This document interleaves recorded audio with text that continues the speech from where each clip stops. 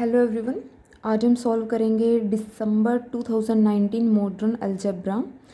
ये हमारे पास latest paper था जो हुआ था नेट का। इसमें हमारे पास कुछ क्वेश्चन थे जो बहुत ही इजी थे, जिसमें सिर्फ एक लाइन के रिजल्ट यूज़ हो रहे थे सॉल्व करने के लिए। उसमें कुछ ज़्यादा हमें करना नहीं था, लेकिन कुछ 3 से 4 क्वेश्चन ऐसे भी आए थे जिनमें अगर हम देखें तो बहुत ज़्यादा कैलकुलेशन वर्क था और सॉल्व करने में भी काफ़ी टाइम लग रहा था अगर हम उनको प्रॉपर कैलकुलेशन के साथ सॉल्व करें। और उनमें कुछ नए कंसेप्ट भी यूज़ हो रहे थे जिनके बारे में बहुत ही कम स्टूडेंट को पता होता है। हम यूजुअली उन कंसेप्ट को नहीं करते हैं, हम बहुत ही सिंपल सा मॉडर्न अलजेब्रा करके चले जाते हैं। लेकिन इस बार कुछ नए कंसेप्ट पे भी क्वेश्चन आए हुए थे, तो मैंने यहाँ पे कंप्लीट सॉल्व किया है मॉडर्न अलजेब्रा। और उससे बड़ी बात कि सिंपल से सिंपल रिजल्ट के साथ, क्योंकि पेपर में हमारे पास इतना टाइम नहीं होता है कि हम प्रॉपर कैलकुलेशन करके चेक कर सकें इतने बड़े बड़े क्वेश्चंस को। ठीक है, तो यहाँ पे सबसे पहले बी पार्ट के थे 2 क्वेश्चन जो थोड़े अलग थे। एक तो एसआई सिमेट्रिक ग्रुप के सब ग्रुप के ऊपर, जो हम यूजुअली नहीं निकालते हैं, इसके ऊपर था। और एक नया कंसेप्ट आया था ये इररिड्यूसिबल परमुटेशन के बारे में। ये तो हमने आई थिंक पहले किया ही नहीं होगा, ये विद डेफिनेशन ही दिया गया था, काफ़ी नया था। और एक था लास्ट सी पार्ट में था ये फील्ड एक्सटेंशन के ऊपर। हम फील्ड एक्सटेंशन बहुत ही कम बच्चे हैं जो करते हैं, तो इसके ऊपर भी मैंने बहुत ही सिंपल सा लॉजिक के साथ इस क्वेश्चन को सॉल्व किया है। तो इस वीडियो को पूरा देखना ताकि आपको बहुत ही इजी रिजल्ट मिले और वो आपके पेपर में भी आगे हेल्पफुल हो, ताकि आगे ऐसे क्वेश्चन आए तो आप उनको बिना कैलकुलेशन के सॉल्व कर सको।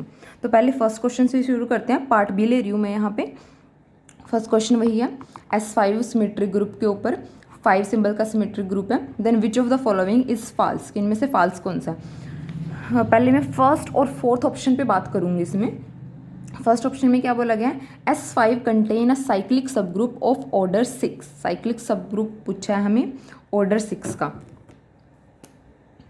ठीक है, तो यहाँ पे मैं एक रिजल्ट लेके चल रही हूँ कि जो हमारे पास ZT होता है वो आइसोमॉर्फिक होता है सब group of SM if SM has an element of order T।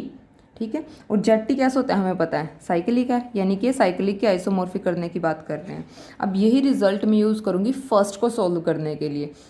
अब यहाँ पे देखो साइक्लिक सब ग्रुप पूछा ऑर्डर 6 का, और इन्होंने क्या कहा है कि साइक्लिक सब ग्रुप तब होगा अगर उसके पास उस ऑर्डर का एलिमेंट हुआ।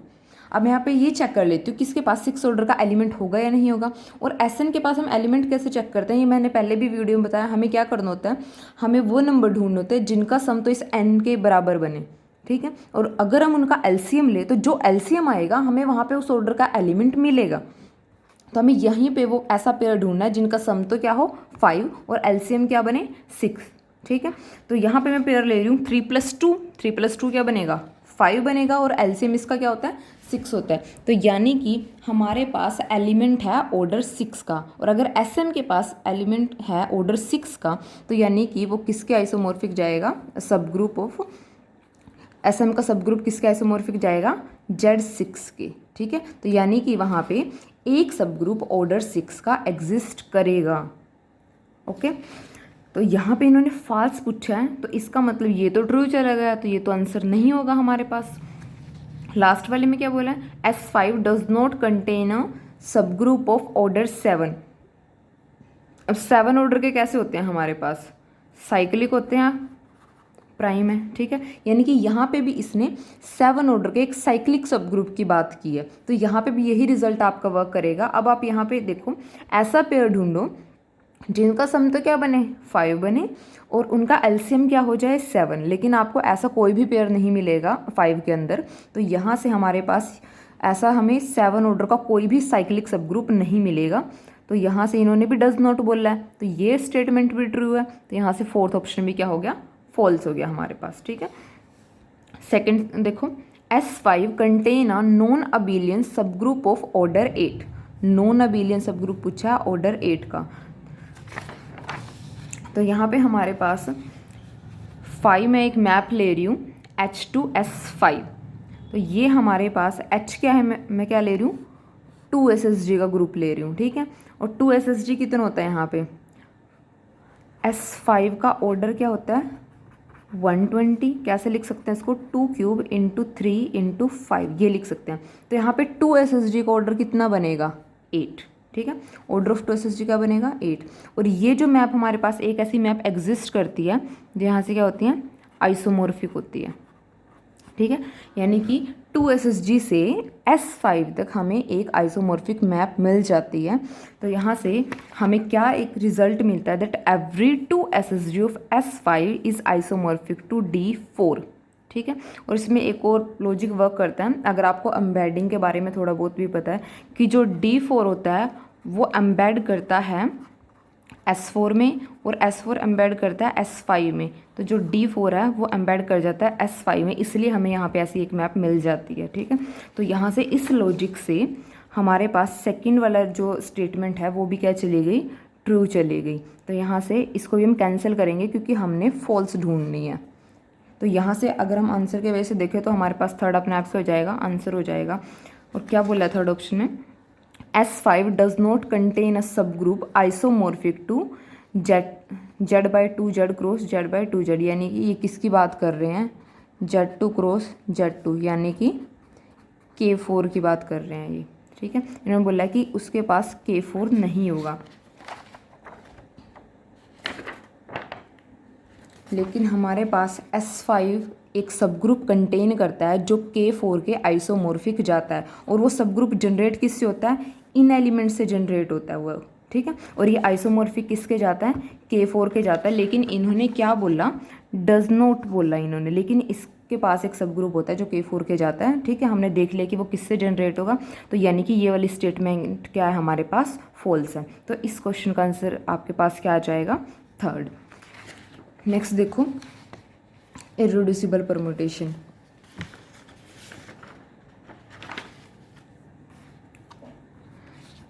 सबसे पहले इन्होंने डेफिनेशन ही बताई है यहाँ पे,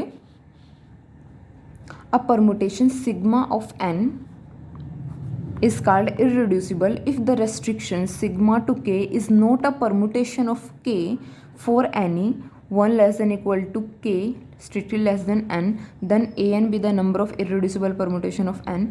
इन्होंने बताई है हमें कि अगर n 1 के लिए ले तो हमें irreducible permutation 1 मिलेगी, 2 के लिए 1 मिलेगी, 3 के लिए 3 मिलेगी। हमें 4 के लिए बताना है कि n इक्वल टू 4 के लिए हमें कितनी irreducible permutation मिलेंगी।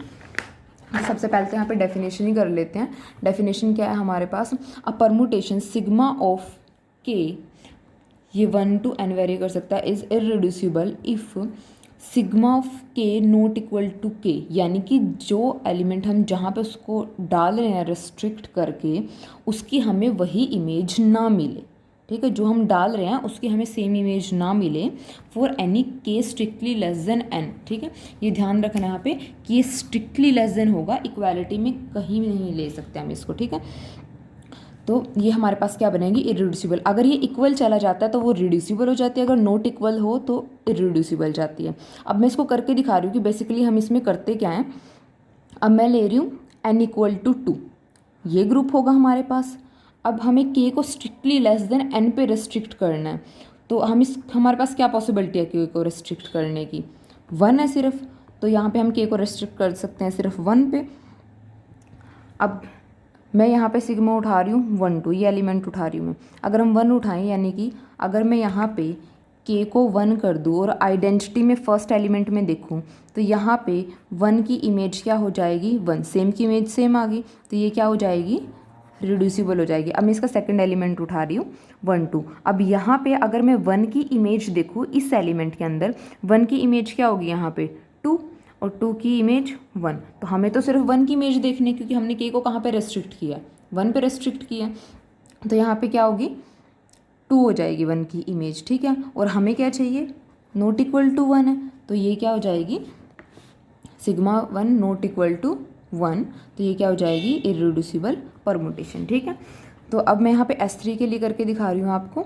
अब यहाँ पे k के लिए क्या पॉसिबिलिटी है, स्ट्रिक्टली पे हम कर सकते हैं, तो यहाँ पे 1 भी कर सकते हैं, 2 भी कर सकते हैं। अब मैंने यहाँ से एक नंबर उठाया, S3 से उठाया एक एलिमेंट 1 2 3। अगर मैं यहाँ पे 1 की इमेज देखूँ 1 की इमेज क्या होगी, 2 होगी, यहाँ पे इमेज ऐसे होंगी 2 3 1, ठीक है। 1 की इमेज क्या है, यहाँ पे 2 है, तो नॉट इक्वल टू 1, तो फर्स्ट वाले के लिए ट्रू है, हमें सब के लिए देखना है। अब मैं सेकंड के लिए देखती हूँ। अब यहाँ पे 1 2 की इमेज देखो, 1 2 की इमेज क्या है, 2 3 है, नॉट इक्वल टू 1 2, तो ये क्या हो जाएगी इरिड्यूसिबल। अगर हमारे पास ऐसा होता, अब जैसे हमने 2 लिए यहाँ पे कि एक के लिए तो नॉट इक्वल इमेज आ जाती, दूसरे के लिए इक्वल आ जाती, तब भी इसका इरिड्यूसिबल परमुटेशन होना कैंसिल हो जाता। जहाँ तक भी हम लेके चल रहे हैं कि को उन सब के लिए होल्ड होगा, तभी हमारे पास ये क्या बनेगी इरिड्यूसिबल परमुटेशन बनेगी। अब हमें ये 4 के लिए चेक करना है और उसके जितने भी नंबर ऑफ एलिमेंट है वहाँ से उठा उठा के हर एक के लिए चेक करना है। तो ये अगर हम एग्जाम पॉइंट ऑफ व्यू से देखें तो बहुत ही लंबा प्रोसीजर होगा, वहाँ पे हम ये चेक ही नहीं कर सकते। तो यहाँ पे मैंने एक टेबल बनाई है, ये आपकी शायद आगे भी एग्जाम में हेल्प करेगी। यहाँ पे मैं एन लेके चल रही हूँ और यहाँ पे इरिड्यूसिबल परमुटेशन कितनी होगी उस एस एन के लिए वो आपको बता रही हूँ, ठीक है। तो यहाँ पे मैंने नंबर 1 to 8 लिए हैं कि अगर हमारे पास हम n = 1 यानी कि S1 की बात करें, S2 की बात करें, S3 की बात करें, तो वहाँ पे कितनी हमारे पास इरिड्यूसिबल परमुटेशन होगी n = 1 2 3 ये सब रख के। तो ये उनकी वैल्यूज़ आएंगी, इनको आप लर्न कर लेना ताकि आपके आगे भी एग्जाम में हेल्प कर सके अगर इस टाइप का कोई क्वेश्चन दोबारा आए और आपको चेक ना करना पड़े बाय कैलकुलेशन। तो यहाँ पे हमें क्वेश्चन में पूछा किसके लिए गया, हमें यहाँ पे पूछा गया 4 के लिए, n = 4 के लिए पूछा गया है कि कितनी इरिड्यूसिबल परमुटेशन आएंगी। तो यहाँ पे आप इजीली देख सकते हो टेबल के अंदर कि जब 4 है तो कितनी आ रही है 13 आ रही है, ठीक है। तो यहाँ से आप डायरेक्ट आंसर मार्क कर सकते हो 13, तो ये इसका आंसर हो जाएगा। अब चलते हैं नेक्स्ट क्वेश्चन पे। थर्ड क्वेश्चन देखो, late G be a group of order p raised to power n, p यहाँ पे प्राइम है, n greater than 1 है, then which of the following is true. True statement बतानी है। Centre of G has at least 2 element, G is always abelian, G has exactly 2 normal subgroup, H is any other group of order Pn, then G isomorphic to H। तो यहाँ पे पहले मैं first option लेके चल रही हूँ, इसके लिए हमारे पास एक रिजल्ट से काम हो जाएगा। आप चाहो तो एग्जाम्पल से भी कर सकते हो अगर आपको एग्जाम्पल से करना है, बट रिजल्ट ज़्यादा बेटर रहता है एग्जाम पॉइंट ऑफ व्यू से। कि अगर हमारे पास कोई भी ग्रुप है p raised to power n का, p हमारे पास प्राइम है, then centre of G has at least p element, तो उसके सेंटर में एटलीस्ट p एलिमेंट जाते हैं, ठीक है। और p क्या प्राइम है, और स्मॉलेस्ट प्राइम हमारे पास क्या होता है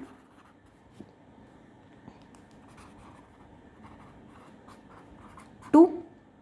तो हमारे पास सेंटर ऑफ ग्रुप में एटलीस्ट 2 एलिमेंट जाएंगे ही जाएंगे, क्योंकि इससे छोटा तो हम p रख ही नहीं सकते, ठीक है।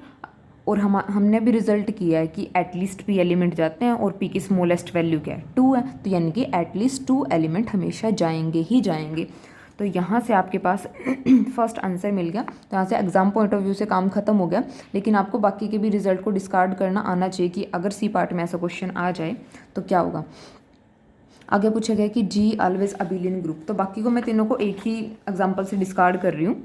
मैं एग्जांपल लेके चल रही हूँ BCD के लिए, ग्रुप को लेके चल रही हूँ Q8, order of group 2 cube. अब 2 क्यूब है, p raised to power n type का है। फर्स्ट में क्या बोला है अबेलियन, लेकिन ये क्या होता है नॉन अबेलियन, ठीक है। सेकंड डिस्कार्ड, सी में क्या बोलना है नॉर्मल, एक्जैक्टली 2 नॉर्मल सब ग्रुप, यानी कि क्या होगा सिंपल ग्रुप। सिंपल यानी कि जिसके पास कोई भी प्रॉपर नॉर्मल सब ग्रुप ना हो, वो इटसेल्फ और आइडेंटिटी हो सिर्फ। लेकिन Q8 has all proper normal सब ग्रुप, यानी कि Q8 के जितने भी प्रॉपर सब ग्रुप होते हैं वो सारे क्या जाते हैं नॉर्मल जाते हैं। तो यहाँ से सी भी क्या हो गया डिस्कार्ड। डी में बोला है कि अगर सेम ऑर्डर का कोई और होगा तो वो आइसोमॉर्फिक जाएंगे। अब डी के लिए मैं ले रही हूँ, जी हमने लिया है Q8, एच को मैं ले रही हूँ Z8, एक अबेलियन है एक नॉन अबेलियन और ये तो साइक्लिक भी है, तो यहाँ से G not isomorphic to H हो गया और दोनों का ऑर्डर सेम है। तो यहाँ से बाकी सारे इससे डिस्कार्ड हो गए। नेक्स्ट पे चलते हैं पार्ट सी के।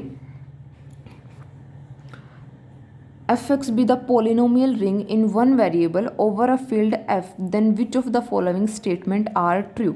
ये FD PID ED के बारे में पूछा, तो यहाँ पे हमारे पास सिर्फ एक ही रिजल्ट है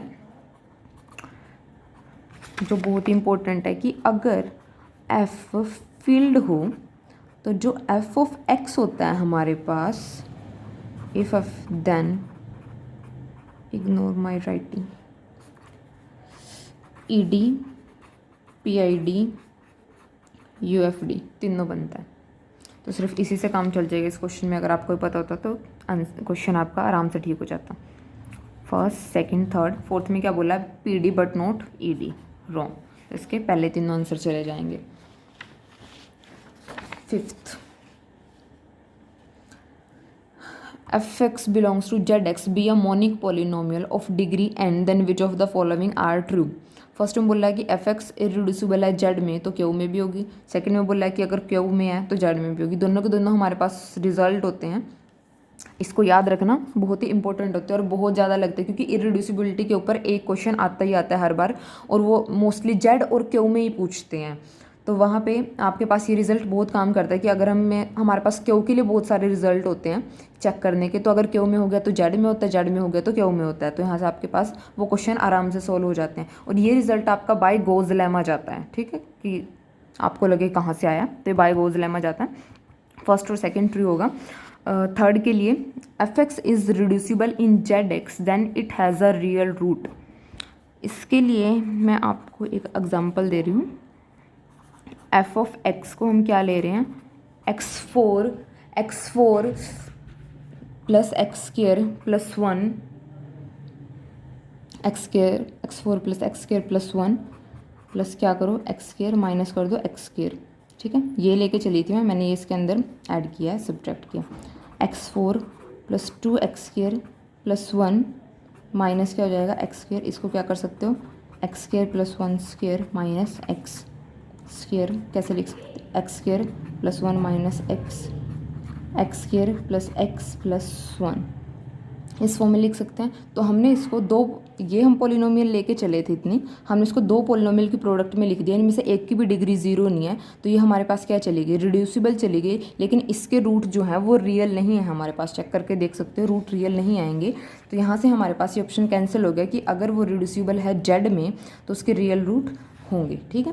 अब फोर्थ भी हमारे पास ट्रू नहीं जाता है कि अगर रियल रूट है तो ये रिड्यूसिबल होगी जेड में। इसका एग्जांपल आप खुद ढूंढना, अगर नहीं आए तो कमेंट में बताना, मैं वहाँ पे आपको बता दूंगी। नेक्स्ट देखो sixth, for a given integer k which of the following statement are false. इसमें हमें फॉल्स बताना है। इफ के mod 72 is a unit in Z72 then K mod 9 is a unit in Z9। Same ऐसे कि अगर 72 में यूनिट है तो Z8 में होगा। अब रिवर्स पूछा गया है कि अगर 8 में होगा तो 72 में होगा क्या, और नेक्स्ट में हमें फोर्थ ऑप्शन बोला कि अगर 9 में होगा तो 72 में होगा क्या।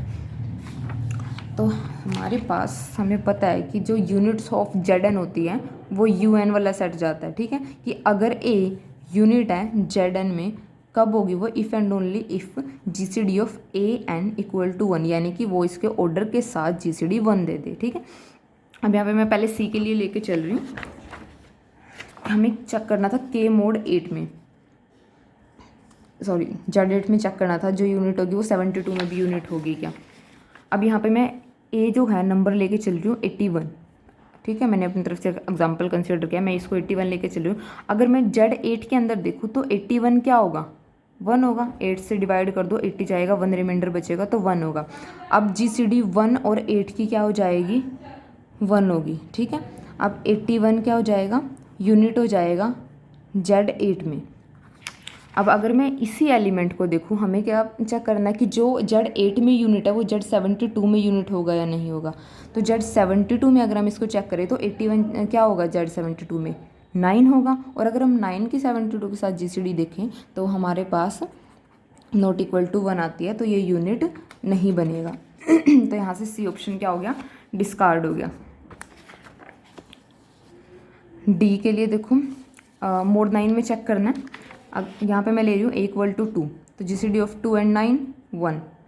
अब अगर इसको देखें हम 2 के अंदर तो GCD of 272 not equal to 1, तो ये यूनिट नहीं गया Z72 के अंदर, तो ये भी कैंसिल हो जाएगा हमारे पास।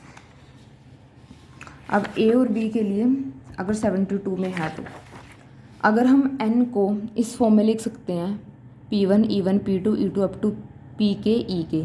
इस फॉर्म में अगर हम लिख पा रहे हैं इसको, तो हमारे पास अगर वो n में यूनिट है तो वो P1 E1 में भी होगा, P2 E2 में भी होगा, और इन सब में अलग अलग से वो यूनिट बनेगा। ठीक है, तो यहाँ से हम बता सकते हैं कि x अगर यूनिट है Z 72 में, 72 को हम कैसे लिख सकते हैं, 2 क्यूब 3 स्क्वायर। तो जो x यूनिट बना है इसके अंदर वो 2 क्यूब के अंदर भी यूनिट होगा, 3 स्क्वायर के अंदर भी यूनिट होगा। ठीक है, इसको मैंने एक स्मॉलेस्ट एग्जांपल से आपको प्रूव करके दिखाया है कि आपको ये ना लगे कि ये पता नहीं होगा या नहीं होगा। आप उसको 72 के लिए चेक कर सकते हो। मैंने यहाँ पे 12 के लिए एक छोटा सा एग्जाम्पल लिया, उसके लिए प्रूव करके दिखाया कि हाँ ये होल्ड करता है। यूनिट इन मैंने निकाल ली है Z12 की, U12 होंगी 1 5 7 11। ठीक है, अब 12 को लिख कैसे सकते हैं हम, 3 इंटू 2 स्क्वायर लिख सकते हैं। अब अकॉर्डिंग टू रिजल्ट जो मैंने अभी आपको बताया कि जो ये वाली यूनिट है ये 3 में भी यूनिट बननी चाहिए और ये Z4 में भी यूनिट बननी चाहिए। अब मैं चेक कर रही हूँ यूनिट इन Z3, वो क्या होती है 1 and 2। ठीक है, अब इनकी इमेज चेक कर लो Z3 के अंदर। अगर मैं 1 की इमेज देखूँ Z3 के अंदर, 1 की इमेज क्या रहेगी, 1 रहेगी, 3 की क्या रहेगी, 2 रहेगी, 6 की 1, यहाँ से देख लो 1 2 1 2 Z3 के अंदर यही सेट बन रहा है। अब अगर मैं देखूँ Z4 के अंदर 1 की इमेज क्या रहेगी, यहाँ पे लिख रही हूँ मैं 1, 5 की क्या रहेगी 1, 7 की क्या रहेगी 3, 11 की क्या रहेगी 3, और यही इसकी यूनिट्स का सेट है 1 and 3। ठीक है, तो यहाँ से आपके पास ये प्रूव हो गया कि ऐसा होता है। तो यहाँ से हमारे पास इसके फर्स्ट एंड सेकंड क्या जाएंगे, फॉल्स पूछा है तो ये तो हो गए ट्रू, तो ये आंसर नहीं जाएंगे। फॉल्स पूछा है तो थर्ड एंड फोर्थ आंसर जाएंगे। अब हमारे पास लास्ट क्वेश्चन है, F filled, then which of the following statement is true? All extension of degree 2 of F are isomorphic as a field. F हमें पहले ही कोई फील्ड लेके चलना है। अब मैं यहाँ पे फील्ड क्या ले रही हूँ, Q ले रही हूँ। ठीक है, अब मैंने इसकी डिग्री 2 की एक्सटेंशन उठानी है। मैं इसकी 2 एक्सटेंशन उठा रही हूँ, Q√2 Q√3। अब इन्होंने बोला कि आइसोमॉर्फिक एज अ फील्ड, लेकिन हमारे पास Q√n and Q√m are isomorphic as a field. ध्यान रखना यहाँ पे फील्ड से ही फ़र्क पड़ रहा है सारा। If and only if n equal to m, यानी कि कब होते हैं जब n इक्वल टू m होता, लेकिन Q√2 हमारे पास आइसोमॉर्फिक नहीं होता Q√3 के एज अ फील्ड। तो यहाँ से फर्स्ट ऑप्शन क्या हो गया हमारे पास, फॉल्स चला गया। ठीक है, उसके बाद करते हैं fourth option, all finite normal extension of F are isomorphic as a field if characteristic of F is 0। कि हमारे पास जो इनकी फाइनाइट नॉर्मल एक्सटेंशन होती है वो क्या होती है, आइसोमॉर्फिक एज अ फील्ड होगी if characteristic of F is 0। Normal extension क्या होती है आपके पास, उसकी डेफिनेशन बता रही हूँ मैं आपको। ई कोई भी फाइनाइट एक्सटेंशन है F की, देन ई जो है वो नॉर्मल एक्सटेंशन कब बनेगी, if and only if E is the splitting field of a polynomial Fx belongs to F of x। ठीक है, ये आपके पास डेफिनेशन होती है नॉर्मल एक्सटेंशन की। अब यहाँ पे लेके चलते हैं जो हमें गिवन कंडीशन दी है कि हमें फील्ड कैसा लेना है जिसकी कैरेक्टरिस्टिक 0 हो, और कैरेक्टरिस्टिक 0 किसकी होती है, इनफाइनाइट फील्ड की होती है। अब क्यों मैं यहाँ पे इनफाइनाइट फील्ड लेके चलूँ, इसकी कैरेक्टरिस्टिक क्या होती है, हमारे पास 0 ही होती है। तो यहाँ पे आपका सेम टाइप से फोर्थ ऑप्शन भी क्या हो गया, डिस्कार्ड। जो आपके पास एक्सटेंशन बन रही थी, दोनों में फ़र्क क्या था फर्स्ट और फोर्थ में, यहाँ पे डिग्री 2 की बोल रहा था, यहाँ पे क्या बोलना, कैरेक्टरिस्टिक 0 होनी चाहिए, और क्योंकि कैरेक्टरिस्टिक हमारे पास 0 होती है, यहाँ पे क्यू कर लो। ठीक है, कैरेक्टरिस्टिक ऑफ क्यू 0 होती है, और ये जो हम एक्सटेंशन लेके चले हैं ये नॉर्मल एक्सटेंशन भी होती है, एक्सटेंशन भी है नॉर्मल एक्सटेंशन भी है क्यू की। ठीक है, तो दोनों हमारे पास फर्स्ट और फोर्थ ऑप्शन इन्हीं से डिस्कार्ड हो जाएंगे इन एग्जाम्पल से। अब चलते हैं हम थर्ड ऑप्शन पे, all finite extension of F of same degree are isomorphic as a field is F is finite. F क्या हमारे पास जो फील्ड हमने लेके चलना है, तो अगर हमारे पास ये फील्ड फाइनाइट हो जाए तो एक्सटेंशन यूनिट क्या कहा, सेम डिग्री की क्या हो जाएंगे, आइसोमॉर्फिक एज अ फील्ड हो जाएंगी। और ये हमारे पास रिजल्ट होता है कि अगर हमारे पास फील्ड जो है वो फाइनाइट हो, फील्ड के फाइनाइट होने की बात कर रहे हैं यहाँ पे, इस बात को क्लियरली समझना। अगर हमारे पास फील्ड फाइनाइट हो जाए तो उसकी जो सेम डिग्री की फाइनाइट एक्सटेंशन होंगी वो आइसोमॉर्फिक एज अ फील्ड जाएंगी, ये रिजल्ट होता है। अब यहाँ से सेकंड ऑप्शन पे आओ, क्या फ़र्क है, सब कुछ सेम है। यहाँ पे क्या बोल दिया, characteristic of F greater than zero, यहाँ पे फील्ड को फाइनाइट किया था, कैरेक्टरिस्टिक यहाँ पे क्या बोला गया है, ग्रेटर देन ज़ीरो। यहाँ पे फील्ड के बारे में कुछ नहीं बोल रहा है, ठीक है। लेकिन अगर हमारे पास यहाँ पे जो फील्ड है वो इनफाइनाइट हो जाए तब तो हम ऐसा कुछ बोल ही नहीं सकते, हमारे पास सिर्फ फील्ड के फाइनाइट होने पे ये कंडीशन है। लेकिन अगर हमारे पास यहाँ पे फील्ड इनफाइनाइट मिल जाए तो हम नहीं बोल सकते कि उसकी सेम डिग्री की finite extension isomorphic as a field जाएंगी। तो यहाँ से हमारे पास ये जो सेकेंड ऑप्शन है ये भी कैंसिल हो गया, क्योंकि यहाँ पे हमें फील्ड के बारे में नहीं पता, सिर्फ कैरेक्टरिस्टिक पे कंडीशन दी है। तो इसका हमारे पास आंसर जाएगा सिर्फ थर्ड ऑप्शन। आई होप आपको ये क्वेश्चन समझ आए होंगे। फिर भी अगर कोई डाउट हो तो आप कमेंट सेक्शन में बता सकते हो, और इस वीडियो को लाइक ज़रूर करना। Thank you.